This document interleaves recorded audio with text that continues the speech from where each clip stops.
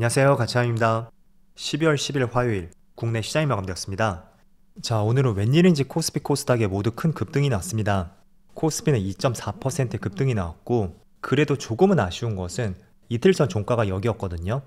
어제 하락폭을 모두 반영하지는 못했던 것 같습니다. 그리고 코스닥은 반대로 코스닥은 5.5%의 폭등과 함께 조금 전 코스피와 마찬가지로 이틀 전의 종가까지 모두 회복하는 흐름이 나왔습니다. 그래서 양시장 모두 흐름이 좋았지만 상대적으로 코스닥이 더 좋지 않았나, 그렇게 판단을 해볼 수가 있겠죠. 자, 그리고 코스피 상위 종목들을 보면 상위 종목 내에서 오늘 가장 눈에 띄는 것은 자동차 관련주, 그리고 최근에 흐름이 좋은 네이버, 이 업종들의 좋은 흐름이 있었고요. 또 2차전지 내에서는 포스코홀딩스의 급등이 나왔다면 반대로 LG엔솔은 파란불이 들어왔습니다. 아마도 포스코홀딩스는 2차전지 관련 이슈보다는 중국에서 추가 경기 부양책, 그 부분에 대한 기대감이 조금 더 있는 것 같습니다. 그리고 코스닥은 반대로 코스닥은 오늘 전 종목이 빨간불이 들어왔고, 제약 바이오, 2차전지, 그리고 로봇 기업들 대부분의 업종들의 큰 상승이 났습니다. 그리고 코스피 수급을 살펴보면 자, 오늘도 기관에 많은 순매수가 들어왔습니다. 반면에 외국인 쪽에서는 아쉽게도 오늘은 순매도로 마감이 되었고, 또 코스닥 반대로 코스닥은 기관과 외국인의 많은 순매수가 들어왔습니다.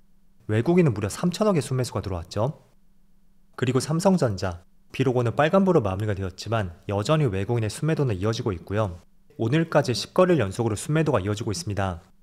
그리고 SK하이닉스, 마찬가지로 외국인의 순매도가 있었지만 규모 자체는 많지 않았고요. 또 오랜만에 급등이 나왔던 현대차, 오늘 상승이 10거래일 만에 처음으로 빨간불이 들어온 거거든요. 그리고 상승의 주체를 보면 기관 쪽에서 많은 순매수가 들어왔었네요. 그리고 네이버, 이 종목은 여전히 기관과 외국인의 많은 순매수가 이어지고 있습니다. 자, 그럼 이어서 주체별 매매 동향에 대해서 살펴보도록 하겠습니다.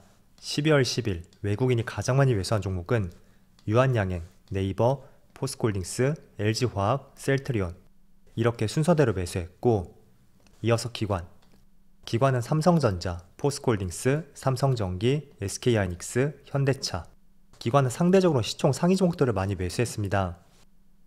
이어서 해증시를 보겠습니다. 전날은 모처럼 미국 증시가 파란불로 마감이 되었습니다. 나스닥은 마이너스 0.6%로 마무리되었고, S&P 500도 거의 동일했었죠. 또 다우지수도 마찬가지였고요. 그리고 반도체는 여전히 흐름이 좋지 못하고요. 또 추가적으로 아시아 증시를 보면 일본 증시는 소폭의 빨간불이 들어오고 있습니다. 그리고 대만 증시는 마이너스 0.7%고요. 반대로 중국 증시는 1.5% 급등이 나오고 있습니다. 자, 그리고 정말 다행히도 오늘은 코스피 코스닥이 급등이 나오고 있고, 지금 촬영 시간은 1시 반이거든요. 코스피가 오후장이 더 무너지지 않고 견조한 흐름이 계속 이어지고 있습니다. 그리고 코스닥도 마찬가지입니다. 자, 일단 어제 보여드렸던 기관과 외국인의 매수 추이를 보면, 자, 먼저 코스피예요. 외국인은 다소 순매도 물량이 나오는 것 같습니다. 그렇지만 기관 쪽에서는 여전히 3,800억의 매수세가 들어오고 있고, 또 오전장부터 오후장까지 지속적인 매수세가 이어지고 있습니다. 그리고 코스닥은 자, 반대로 코스닥은 외국인의 많은 매수세가 들어오면서 지수에 엄청난 급등이 나오고 있습니다. 그래서 어제도 시장을 보셨듯이 코스닥은 기관과 외국인의 시장을 주도했었잖아요. 하지만 개인들의 적극적인 매도 물량이 있었고, 그 때문에 지수는 급락으로 마무리되었습니다. 하지만 개인들의 신용 물량 또는 공포심에 나왔던 물량들, 그런 물량들이 조금은 정리된 것인지 오늘은 정반대의 움직임이 나오고 있습니다. 자, 그래서 일반적인 경우라면 기관과 외국인의 시장을 주도할 때 그때는 지수의 상승이 나오는 것이 대체적으로 95% 이상의 확률이라고 할 수가 있습니다. 하지만 5%의 확률, 그게 어제의 시장이었었고, 그런 흐름이 나올 때는 시장에 급락이 나온다고 해도 오히려 걱정보다는 저점을 다질 수 있는 기대감으로서 시장을 바라보자고 말씀드렸습니다. 그래서 다행히도 오늘은 시장에 반대 움직임이 나왔고, 앞으로도 한 번씩 어제와 같은 시장 흐름이 나온다면 저는 오히려 시장을 부정적으로 볼 것이 아니고요, 아, 머지않아 시장이 저점을 다지겠구나, 그런 생각과 함께 시장을 바라보는 것을 권장해 드리겠습니다. 자, 그래서 다행히도 코스닥은 어제 종가상으로 RSI 지표가 30포인트가 깨졌었죠. 깨지고 나니까 확실하게 반등이 크게 나오고 있고, 또 코스피는 30포인트가 깨지진 않았습니다. 제가 어제 말씀드릴 때는 오늘 오전장이 깨진다면 그때는 적극적인 매수를 동참해 보겠다 라는 취지로서 말씀드렸었는데, 아슬아슬하게 깨지 않고 반등이 나왔죠. 그래서 저는 어제 네이버를 매수했었고요. 물론 소액으로 매수했습니다. 그리고 제 근거를 말씀드리면 일단은 지수의 반등이 나올 수 있는 타이밍이 되었었다, 그 점이 첫 번째였고, 그리고 네이버의 수급을 보겠습니다. 지난 며칠 동안의 시장에 급락이 나왔음에도 불구하고 네이버의 기관과 외국인의 수급, 계엄령 선포 뒤에도 계속해서 매수세가 꾸준히 들어왔습니다. 그렇다는 것은 시장이 조금만 돌아선다고 하면 또 빠르게 반등을 기대해 볼 수 있는 대표적인 종목이 될 수도 있다고 볼 수가 있겠죠. 그래서 저희 매수 근거는 이랬었고요. 물론 그렇다고 저를 따라서 매수하시면 안 됩니다. 저는 단기 스윙으로 접근했던 것이고요. 오늘 오후장이나 내일 아침에 당장 매도할 수도 있으니까 제가 매수했던 근거가 무엇이었는지 그런 부분에 보다 포커스를 맞춰보시면 좋을 것 같습니다. 자, 그래서 지금 계엄령 선포가 있고 나서 한국 시장에 반영이 되었던 것은 12월 4일부터죠. 그때 지수는 많은 하락이 나왔습니다. 하지만 이 기간 동안에 기관과 외국인의 매수세가 꾸준히 들어온 종목이 있는지, 또는 그 매수 근거를 바탕으로 해서 11선 내지는 21선 근처에서 주가가 빠지지 않고 버티는 흐름이 나온 종목이 있는지, 그런 것들을 지속적으로 살펴보시면서 다양한 종목들을 선별해 보시면 좋을 것 같습니다. 자, 그래서 일단 오늘 시장이 급등이 나오는 만큼 대부분의 업종과 종목들의 많은 상승이 나오고 있습니다. 하지만 그럼에도 불구하고 조금은 지켜볼 수 있는 종목이 있다면 대표적으로 우크라이나 종전 관련주가 될 수가 있겠죠.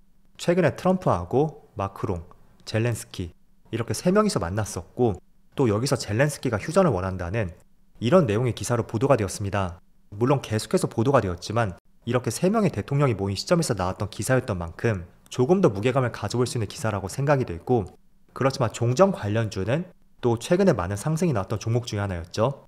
그래서 혹시나 많은 상승이 나왔다면 너무 섣부르게 매수하는 것도 조금은 위험할 수가 있습니다. 그래서 일단은 이런 내용이 있었고요. 그리고 두 번째, 저는 종전 기사보다는 사실 이런 내용에 조금 더 관심이 있었습니다.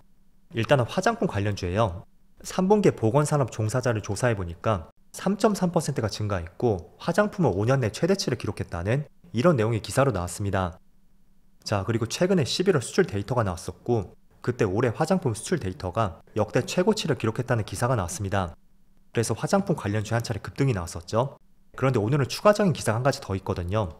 중국의 쇼핑몰 기업들의 주가가 급등을 했었고, 그 대표적인 이유 중에 하나가 중국의 추가 경기 부양책, 그게 12월에 나올 가능성이 제기가 되면서 중국의 쇼핑몰 플랫폼 기업들의 주가에 급등이 나왔습니다. 자, 때문에 중국의 새로운 경기 부양책이 나온다면 당연히 소비가 늘어날 가능성이 있겠죠. 그럼 대표적인 중국 수출 기업들, 국내 화장품 기업들을 주목해 볼 수가 있습니다. 그래서 이런 다양한 복합적인 부분들이 있었기 때문에 그 중에서도 화장품 관련주의 상승이 돋보이는 것 같고요. 지금 보시면 VT 같은 경우에는 조금 늘려서 보겠습니다. 올해 고점 부근을 돌파하는 흐름이 나왔습니다. 그래서 역사적 신고가를 경신했다는 것을 알 수가 있고, 한국 화장품 제조라든지 14% 급등이 나오고 있죠.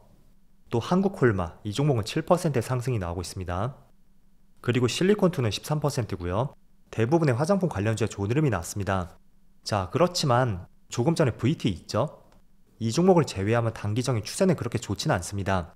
현재 이 종목은 사상 신고가를 경신했다면 실리콘투라든지 한국콜마, 또 한국 화장품 제조, 고점에서 급락에 따른 저점 반등으로서 주가의 움직임이 나왔다고 할 수가 있고, 그렇다는 것은 올라갈 때마다 매물이 나올 수도 있는 하나의 빌미를 제공할 수도 있습니다.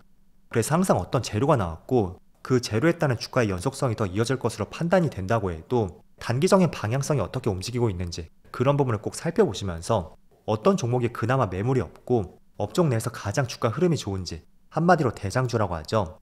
이런 부분은 꼭 살펴보셔야 됩니다. 자, 그래서 화장품 관련주의 수급도 보겠습니다.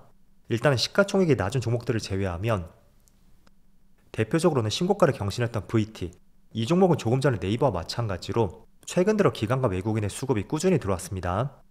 또 한국콜마도 마찬가지죠. 그래서 조금 전 중반쯤에 말씀을 드린 대로 아무리 시장이 좋지 않다고 해도 기관과 외국인은 어떤 종목을 집중을 하고 있는지 첫 번째로 그런 부분을 꼭 살펴보시고요.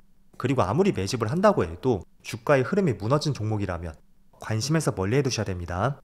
그래서 수급이 받쳐주는지, 그리고 차트의 움직임이 양호한지, 이 두 가지가 합쳐졌을 때 비로소 하나의 매수 근거가 될 수도 있겠죠.